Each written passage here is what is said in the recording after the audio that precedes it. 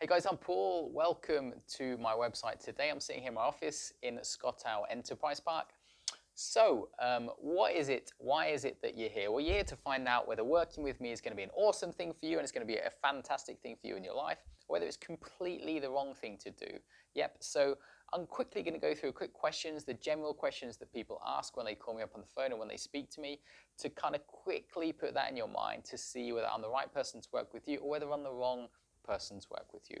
So firstly, although I'm a therapist, today the way I help people with anxiety is more practical or pragmatic approach. Yeah, so we do speak about things, but talking about things isn't necessarily the purpose of you being here. The purpose of you being here is to actually recover from these problems. So I'm a person who only helps people with anxiety and anxiety-related problems. So I don't help people with any other problem. I don't help people with smoking, I don't help people with this problem, that problem. I only help people with anxiety, panic, the emotional, mental, and physiological way it impacts us. So many of the people I work with have strange symptoms, strange experiences from it, but these are the things that I work with day in, day out. Secondly, I only help people who want to recover from these problems. So I don't help people who want to manage these problems, who are focused on mainly kind of taking medication to solve these issues or doing something else on this side. Yep, so my emphasis is on full and complete recovery. So for example, many of the people I've spoke to over the past 10 years, probably hundreds, if not maybe over 1,000, have either been to NHS counselling or NHS cognitive behavioural therapy or visited a psychologist or a GP to get medication. Yep, now inherently these approaches are kind of conflicting to my approach because in general, the NHS, the way they approaches these problems, looks at it in terms of 8 to 12 weeks. Yep, so the majority of research that is done for anxiety is really how can we improve these symptoms over 8 to 12 weeks. Then they give people medication or drugs in order to achieve this. Or they send people on a certain amount of counselling or cognitive behavioural therapy sessions. Which makes sense, doesn't it? Because I admit, I completely accept that you're in pain and that you want to solve this problem. But, I'm a person who suffered from anxiety, chronic anxiety, horrific anxiety in my life before.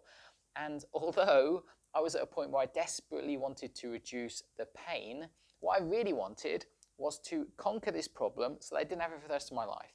Yeah, that was what I personally wanted. So there's a bit of a conflict there, isn't there? Because I completely appreciate that the NHS has millions of people to deal with, so they cannot focus on achieving this. Yeah, so their focus purely has to be, if someone's an 8 in terms of their anxiety, how can over 8 to 12 weeks we reduce it to a 6 or a 5? Yep, so there's a conflict there, isn't there? So if you're a person who that is what you want, who just wants to reduce your anxiety by a couple of points, who wants to manage it slightly more effectively, then you're definitely better off either taking medication or go and see a cognitive therapist, psychiatrist, or counsellor, provided by the NHS or provided privately.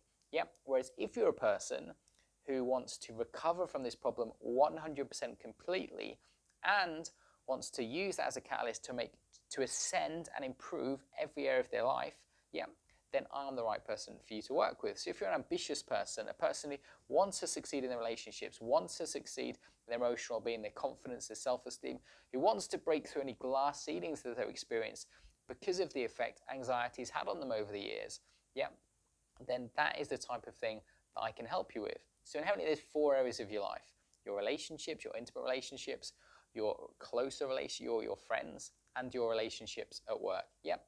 Your mental health, your emotional well-being, your confidence, your self-esteem, so the inner you. The outer you, yeah, your body, whether your body's fit, healthy, thin, fat, obese, yep, and your purpose. So succeeding, earning money, your career, being driven and focused in that area. So there's only 4 areas of your life that we need to progress at. So you could say life is simple, but it isn't easy. Because the frustration is with the clients I've spoken to over the past 10 years is, realistically, we all know that there's a foundation to achieving things in these areas, and the foundation is our mental health. Yep, you feeling great in yourself, your confidence, your self-esteem is the foundation for you flourishing, for you succeeding, for you doing tremendously well in all those areas. Without that foundation, what will happen is you may do well in 1 or 2 areas, you may succeed in 3 areas, but it will be impossible for you to succeed at all 4 areas over any long period of time. It just will not work. It won't happen. Yep. It is the very foundation, the rock solid basis for you to do things in your life. Now, why is it that I say that? Why is it that I say that? Well, it's because a of acute, it's because of incredibly, important ways in which your brain functions, which, may sound a bit boring at first, but kind of stay with me for a few brief seconds.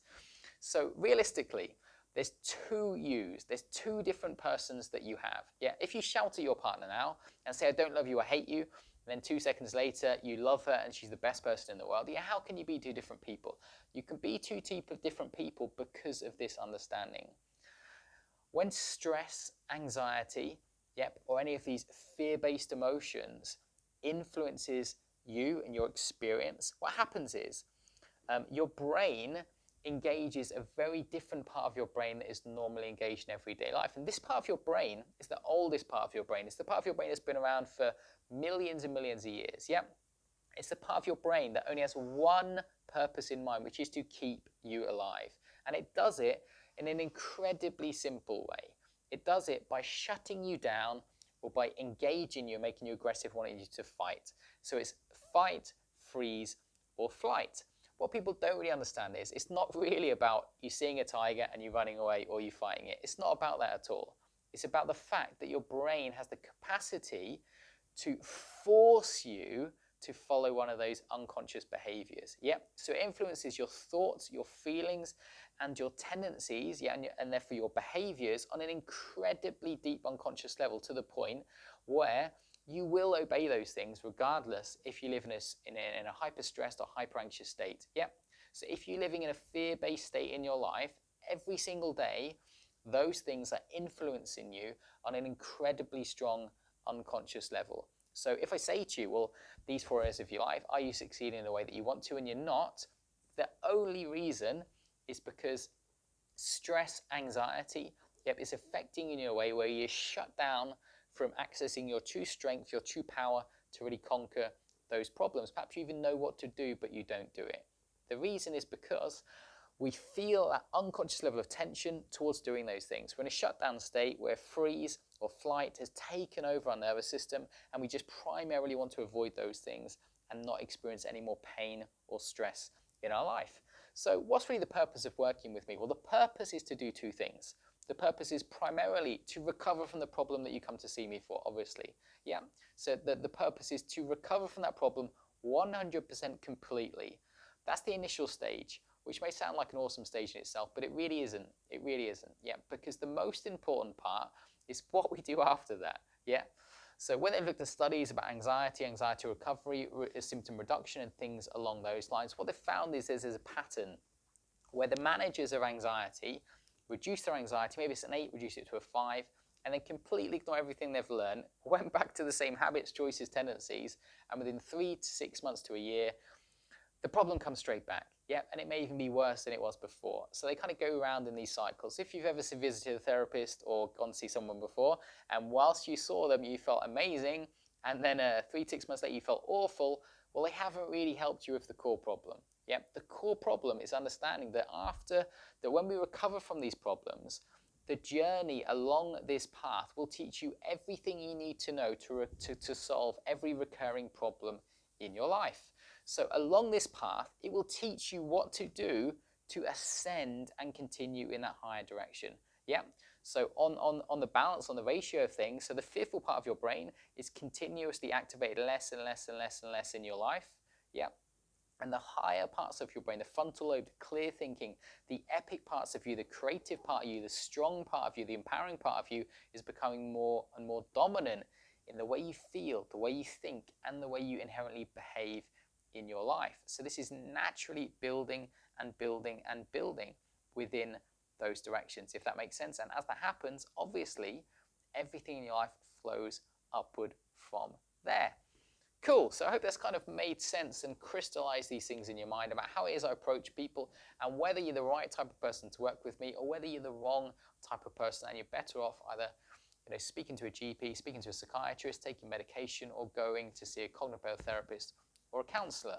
So I'm a person who's really more focused, on kind of understanding how we permanently change these problems once and forever. So many of the people come see me whether they've got chronic anxiety or whether they've just got a glass ceiling in their life and they feel that fear, anxiety, and stress is stopping them from breaking through it. My approach is really to help you conquer these problems once and for all, for us to finally do the work